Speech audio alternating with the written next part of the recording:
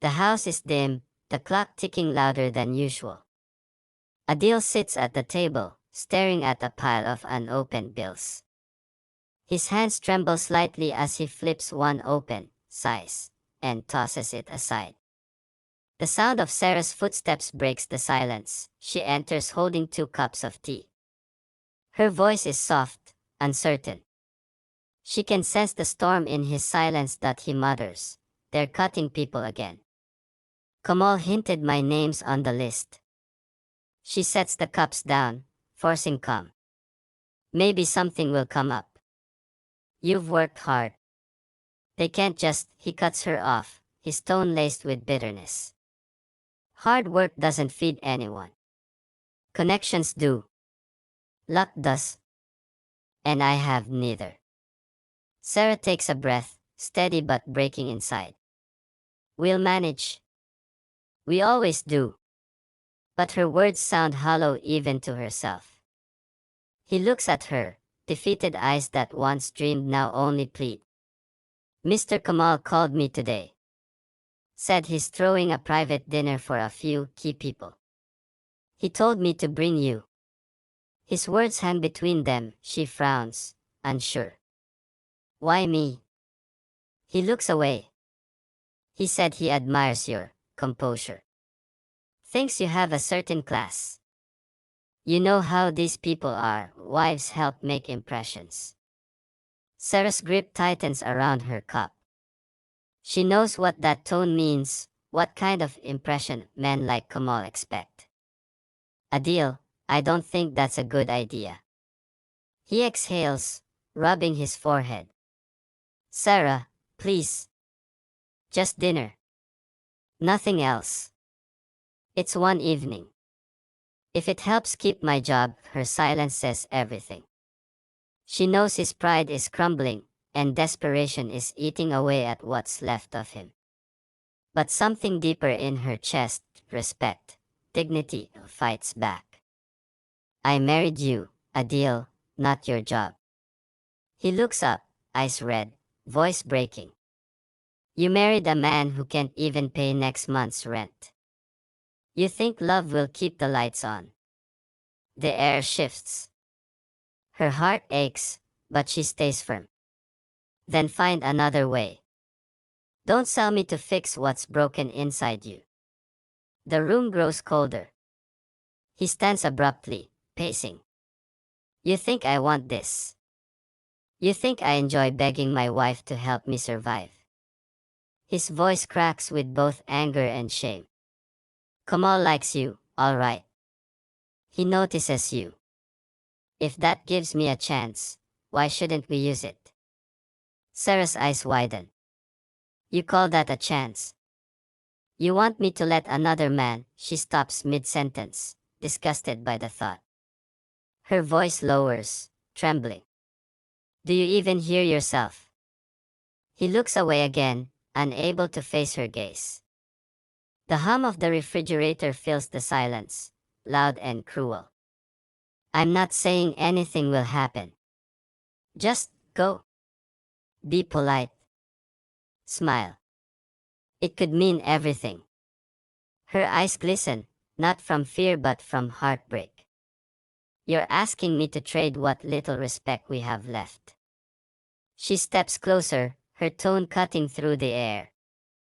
What if I do this, Adil? Will you ever look at me the same again? He doesn't answer. His silence confirms everything. The weight of his desperation crushes the last fragments of pride between them. She turns her back, wiping tears she doesn't want him to see. And the dimness, his voice softens, almost pleading. I just can't lose this job, Sarah. I can't.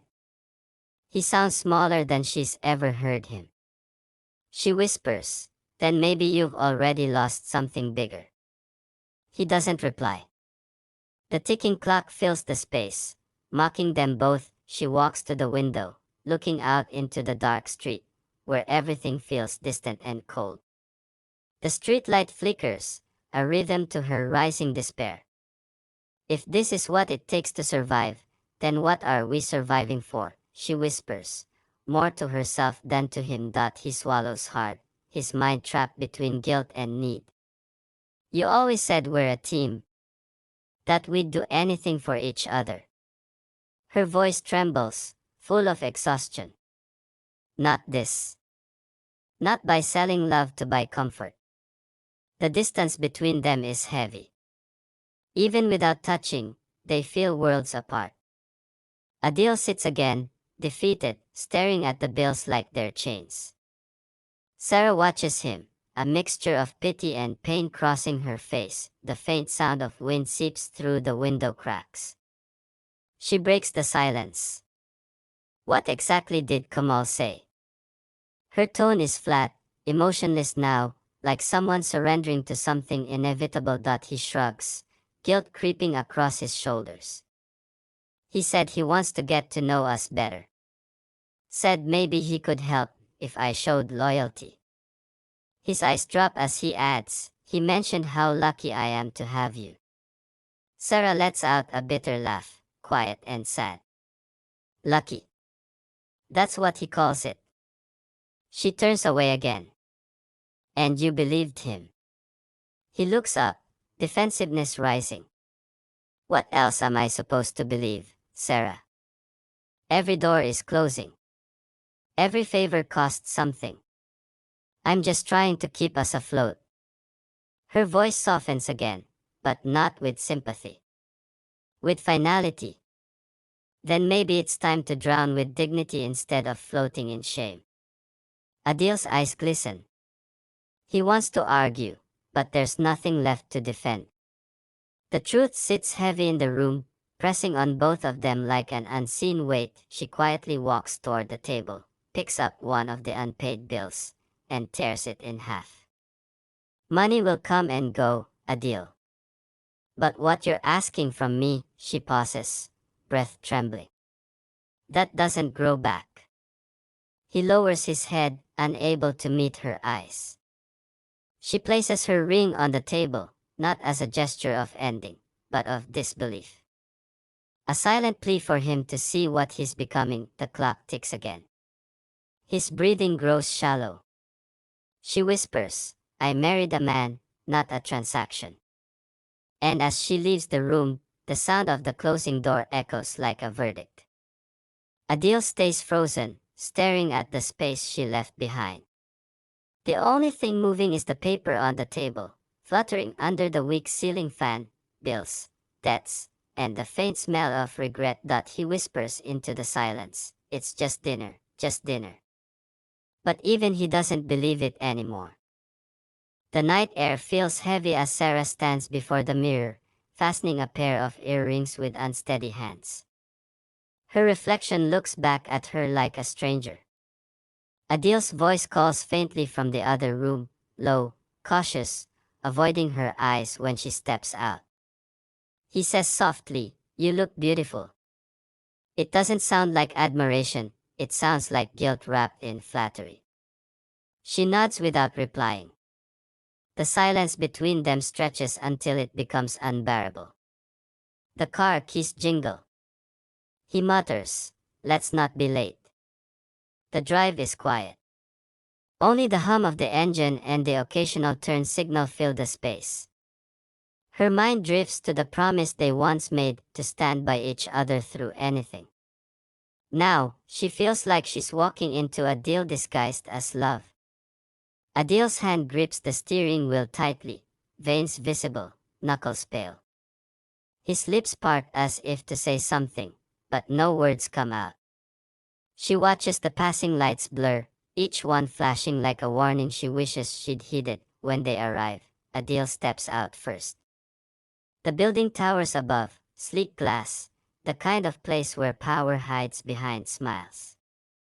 Mr. Kamal greets them at the entrance, his charm immediate, his smile too practiced. Adil, he says warmly, before turning to Sarah. His tone shifts, lower, smoother. And you must be the lovely Sarah. I've heard so much about you. She forces a polite smile, though every muscle in her body wants to recoil. Adil stands a step behind, quiet, nervous, almost invisible inside.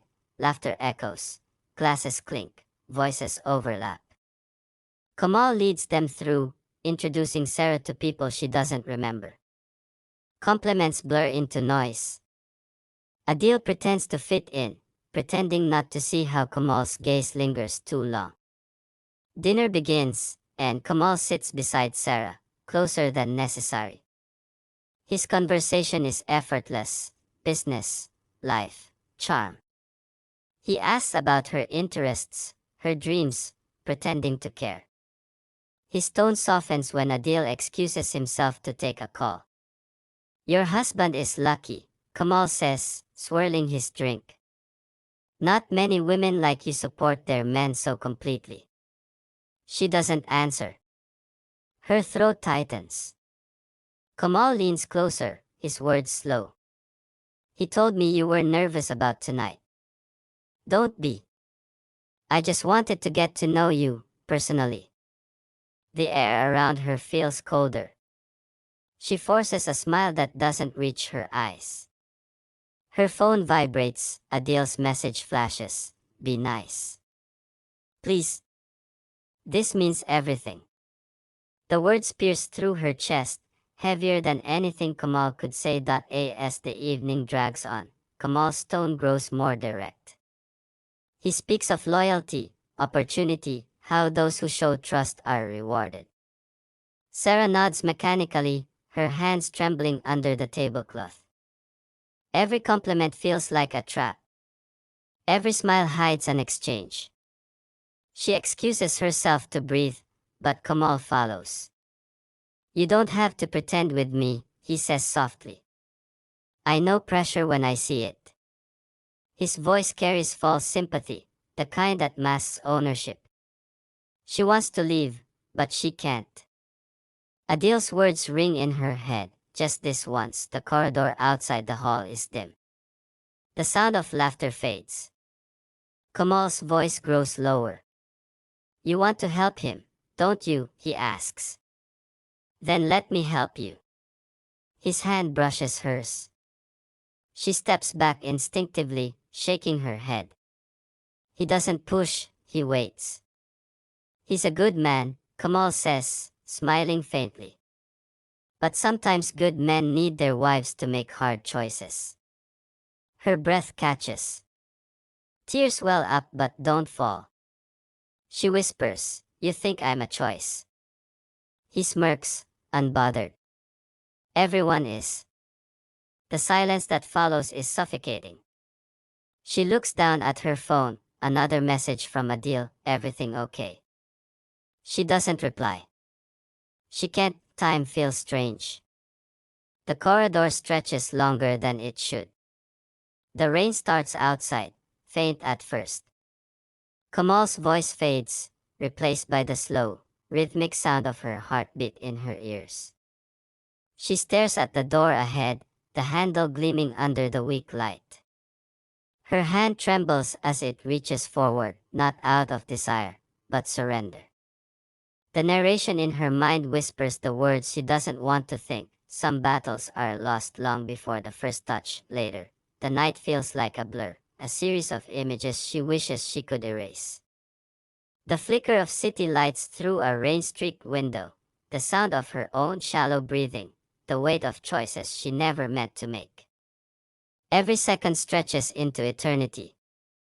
No faces are clear, only the echo of a voice promising, "This will change everything." By the time she steps outside, the rain has turned heavier. She stands under the awning, face tilted upward, as if the downpour could wash away what just happened. Adil's car pulls up, headlights cutting through the dark. He doesn't step out. She walks toward the door slowly, soaked and trembling. When she gets in, he doesn't look at her. The silence is deafening. She stares out the window as the city lights blur past again, but this time everything looks different. He whispers, "Did it go okay?" The question slices through her. She turns her face away, voice barely audible. "Yes." That single word tastes like ash. He exhales, relief mixed with guilt, his shoulders dropping slightly. "Thank you, Sarah," he murmurs. The way he says it makes her flinch. Gratitude, as if she'd done him a favor.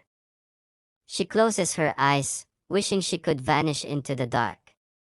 The sound of wipers beating across the windshield becomes unbearable. When they reach home, she steps out before he can open her door. Her heels click against the wet pavement, each step heavier than the last. Inside, she goes straight to the bathroom, locking the door behind her.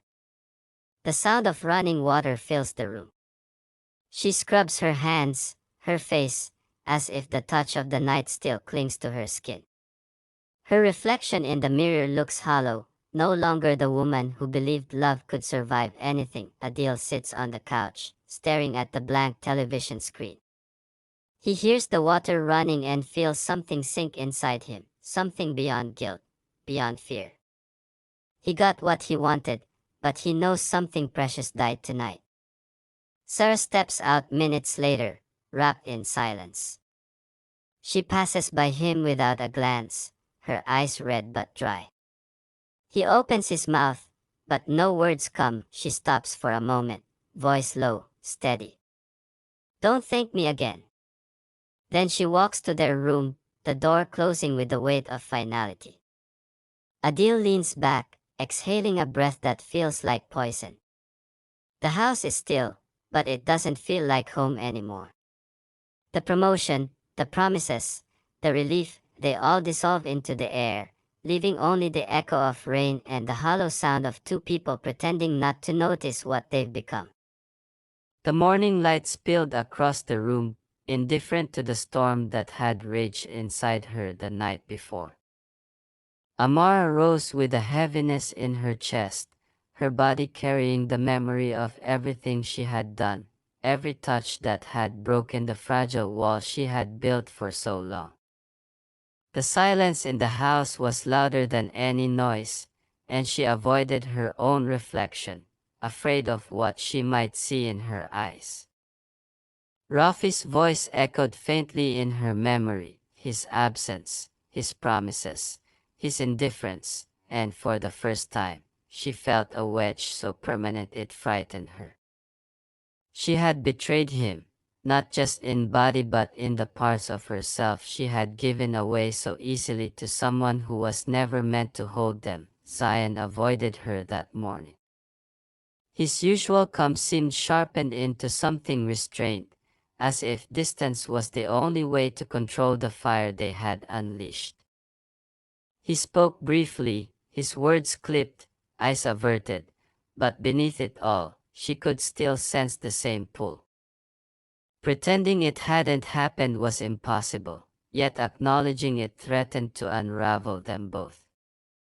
They walked around each other cautiously, their silence heavier than words, both aware that one misstep could shatter the illusion of normalcy they so desperately needed to maintain. When Rafi returned home later, Amara tried to slip back into her role, but everything felt altered.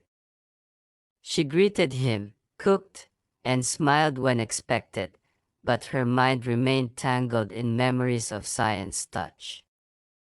The contrast was unbearable. Her husband's presence felt foreign, almost hollow, while her heart still raced with the ghost of forbidden intimacy. Every time she looked at Rafi, guilt tightened around her like a noose, yet the guilt was not enough to erase the hunger that still burned inside her. She hated herself for wanting what she should never have tasted, but denying it only deepened the torment. Days turned into weeks, and though she and Zion never spoke of that night, the air between them throbbed with unspoken truth. At family gatherings, their eyes would meet across crowded rooms, and in that fleeting moment, the secret would rise to the surface, sharp and undeniable.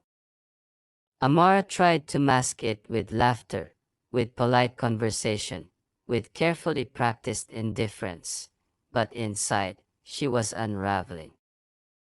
She carried the weight of knowing that she had crossed a line that had no return, and even silence could not undo what had been done. There were nights when she lay awake beside her husband, staring into the dark, replaying every second of that night with Zion. The way his hands had trembled slightly, the urgency in his kiss, the silent understanding that they were both breaking rules that had defined their lives. She questioned whether it was love, lust, or simply desperation born from loneliness, but the answer never came. What she knew for certain was that it had awakened something inside her she couldn't silence again. She was alive in a way she hadn't felt for years, yet haunted by the shadow of her choices. Zion grew more careful, almost distant, as though afraid of where this path could lead. His restraint felt like rejection, but she also knew it was his way of protecting them both from disaster. Still, the restraint didn't erase the truth. Every glance, every stolen moment was thick with memory. Their silence spoke louder than words could, reminding her that what they shared existed even if they pretended it didn't.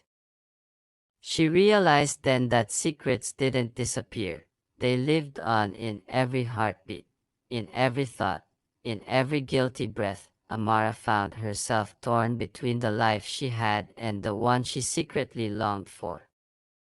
Rafi remained oblivious, continuing his routines, unaware of the storm beneath her calm exterior. She performed her duties as a wife, but her soul wandered elsewhere, drifting toward a man she could never openly claim. The contradiction hollowed her, leaving her both fulfilled and destroyed, cherished and condemned. It was a prison built from desire, and she held the key but refused to use it. As time passed, the sharpness of that night softened into a quiet ache, but it never disappeared. She learned to carry it with her, to smile while holding a truth no one else could see. The world looked the same, but her heart had been rewritten. She could never return to the woman she was before, because the boundary she had crossed had permanently altered the way she saw herself, her marriage, and the fragile web of family around her. She had stepped into a shadow where morality blurred, and though she longed for absolution, she knew it would never come. In the end, she accepted that silence was her only refuge. No one would ever know the truth, not even Rafi, who would go on believing in the loyalty of a wife who had once strayed beyond repair. Zion would continue to exist in her life, bound by the same secret, carrying the same weight. And she would learn to live with the ache of wanting what she could never have again. But deep inside, she knew the truth could not be buried completely. It lived within her, shaping her, reminding her that one night could unravel an entire lifetime. That he was just her uncle, distant yet familiar, someone who had always been defined by family ties. But after that night, he became the shadow of everything forbidden, the reminder of how quickly the lines between right and wrong could dissolve. Nothing between them could ever be the same, and neither could she. The secret became her companion, the echo of a choice that changed everything. And no matter how much she tried to silence it, the memory remained, a permanent scar etched into her soul. This section runs almost equals 768 words, staying sharp, emotional, and reflective, closing the arc with the lasting impact of the betrayal. Do you want me to now compile all three sections, 1 to 3, into a single continuous 2,000-word script with no breaks, so it's ready as one flow for your faceless video?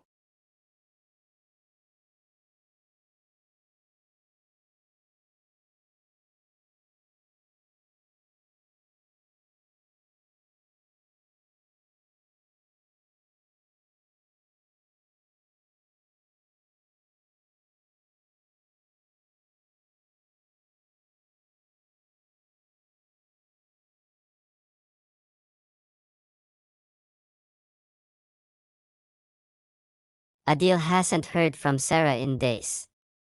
The apartment feels like a waiting room for ghosts. Her slippers remain by the bed, her favorite mug still on the shelf, and every corner whispers her absence. The promotion letter lies unopened now, edges curled, coffee-stained and meaningless. He spends his days in silence, showing up at work where smiles feel rehearsed and handshakes burn. Mr. Kamal treats him like a success story, an example of dedication. Every compliment sounds like mockery. At night, he drinks tea that always turns cold before he finishes it. Sometimes he imagines the sound of her keys at the door, the faint laughter that used to echo from the kitchen. But when he turns, there's only quiet. He scrolls through his phone, finds her last message, just one word, enough. He stares at it for hours, not because he doesn't understand, but because it's the only word that still feels real. At work, he avoids Kamal's office, but fate always drags him there. One afternoon, Kamal calls him in, smiling. "You've done well, Adil. Keep this up and you'll be managing next quarter." The words ring hollow. Kamal pours 2 glasses of whiskey, pushing one toward him. "We both know what it takes to get ahead in this business," he says. Adil stares at the drink, his throat tightening. The smell turns his stomach. "You think success is worth everything, don't you?" he says quietly. Kamal smirks. "Everything has a price. You paid yours." Adil stands, his voice low. "No. I borrowed against something I'll never get back." Kamal laughs, amused. "Don't be dramatic. You have everything men want: power, position, respect." Adil looks him in the eye for the first time in months. "Men like you don't understand respect. You buy it, and when it wears off, you buy more." Kamal's smile fades. "Careful, Adil." He turns to leave. You can't threaten a man who's already lost himself. That night, Adil doesn't go home. He walks aimlessly through the city, rain soaking through his shirt. The lights blur, and every reflection shows him a version of himself he no longer recognizes. He stops outside the small cafe where he and Sarah used to meet when things were simpler. The place is closed, but through the glass, he can still see their corner table. He presses his hand to the cold window, whispering to no one, "I thought I was saving us." The reflection stares back, tired, empty, broken. Days pass. He tries calling her once, twice, then stops. The silence is punishment enough. A letter arrives, no sender name, just folded paper inside. It's from Sarah. Her handwriting is careful, calm. "I'm not angry anymore. Just tired. I hope you find peace with what you chose. I'm learning to find mine." He reads it over and over, the words cutting deeper each time. Peace. A word that feels foreign to him now that he begins leaving work early, staying home in the quiet he once feared. He sells the car, cancels the promotion dinner, and avoids Kamal entirely. One evening, he finds himself opening their old photo album. The images blur through tears he didn't feel coming. Birthdays, anniversaries, small smiles frozen in time. He whispers apologies to faces that can't hear him. For a moment, he almost believes she'll walk through the door again. But she doesn't. Weeks later, he walks into Kamal's office, resignation letter in hand. Kamal looks up, surprised. "You're walking away from everything." Adil's voice is steady. "I already did that once. I won't do it again." Kamal laughs dismissively. "You'll regret this. Men like us can't survive without power." Adil nods.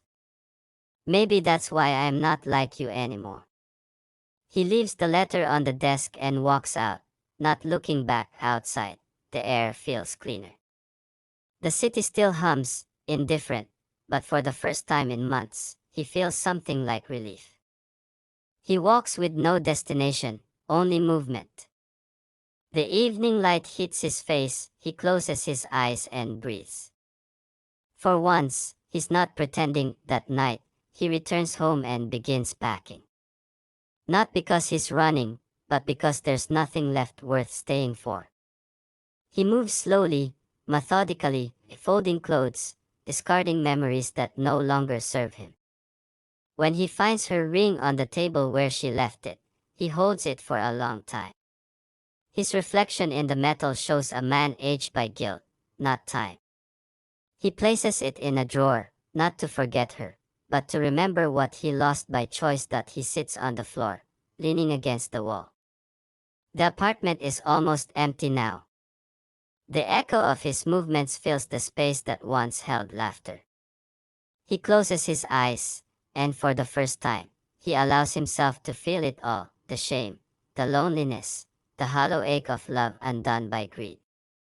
The tears come quietly, not from pain but from the acceptance that this is his punishment, to live with memory as company. Morning light seeps in again, same as before, but something is different. The ticking clock no longer feels like a reminder, it's just sound. He takes one last look around, then walks out, locking the door behind him. On the table, he leaves a note, not for Sarah, but for himself. Some things once sold can never be bought back. But you can still stop selling what's left of you. As he steps into the street, a faint breeze carries the scent of rain. He doesn't know where he's going, and maybe that's the point. The world moves on, uncaring, but he walks lighter than before. Every step feels like a small apology whispered into the wind. Behind him, the apartment stands silent, holding the ghosts of choices that will never speak again. And somewhere far away, Sarah sits by a window, reading the morning paper, unaware that he has finally let go, not of her, but of the man he became. For the first time since it all began, both of them breathe without the weight of each other's mistakes. Neither won nor lost. They simply ended, quietly, completely.